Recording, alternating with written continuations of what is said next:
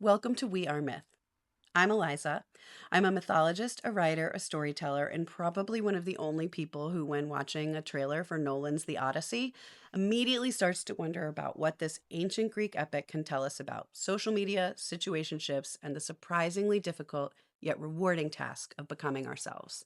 So, unless you've been hiding under a rock or in the Cyclops' cave, you've probably heard that Christopher Nolan has made The Odyssey, which is super exciting for mythies and non-mythies alike. And not just because it's Nolan and not just because it has a killer cast, but because every time one of these old stories comes roaring back into the spotlight, it gives us the opportunity to ask an important question. Why this myth? Why now? And with the Odyssey, you have to wonder, did it ever really leave? Because this poem has been around for thousands of years, and I don't think it's just because it's about ancient Greece. I think it survived because it's about us. Here's the basic premise in case you were asleep in high school. A war ends, and a guy named Odysseus gets on a boat to sail home to his wife. It's a journey that should take a few weeks. It takes 10 years. But this is what happens when your commute is littered with witches, gods, monsters, shipwrecks, sirens, and, to be honest, a couple of questionable life choices. Basically, it's the longest commute in literary history. But here's the thing, and I don't think I'm telling you anything you don't already know. Because we know the Odyssey isn't really just about sailing across the Mediterranean and the obstacles that entails. It's about trying to find your way home after life changes you. And suddenly it feels a lot more familiar. Because we do that every day. Every day we leave home and we're derailed, distracted, tempted, overwhelmed, or seemingly forced into what feel like impossible life choices. The Cyclops becomes the ego. The sirens become social media. The Lotus Eaters become Netflix or TikTok or whatever app you think you've been on for 20 minutes when it's really been 6 hours. Different century, same journey.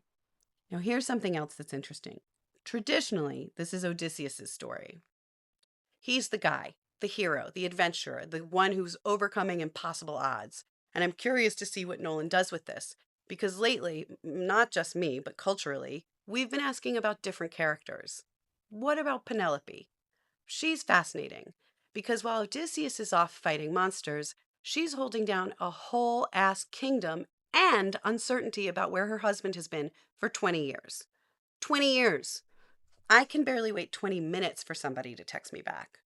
And then there's her weaving. By day, she weaves. By night, she secretly unweaves everything she's done. If you want to know why, you gotta read it.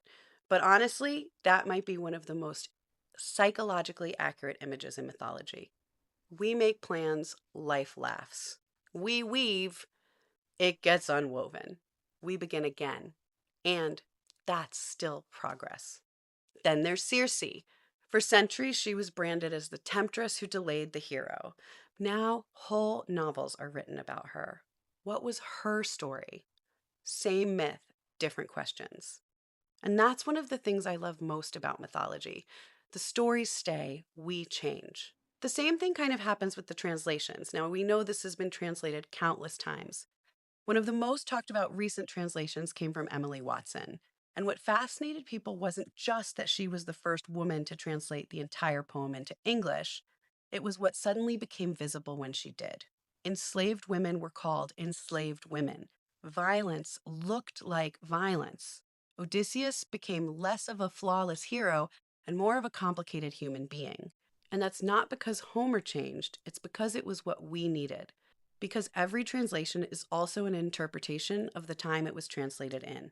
Every generation creates the Homer it needs. And maybe that's why these stories endure, not because they stay the same, but because we don't. Every generation inherits the same myths, but every generation asks questions in a new way. And yet, somehow, the stories keep answering: who am I? Where is home? What's worth fighting for? What's worth loving? What do I do after my heart breaks and I'm longing for something I can't have? How do I find myself after I've been changed by all of this life? Those aren't ancient Greek questions. Those are human questions. And that's why we keep coming back. That's why we keep translating, reimagining, retelling, and maybe that's why Christopher Nolan made The Odyssey. Not because it's old, but because it's alive in us. So if you do go see the movie, don't just watch Odysseus or Penelope or Circe. Watch yourself. Who do you root for? Who frustrates you? Who breaks your heart? Because chances are that will tell you as much about yourself as they do about Homer. That's what myths do. They don't just tell us who we were, they tell us who we're becoming together. And together, we are myth.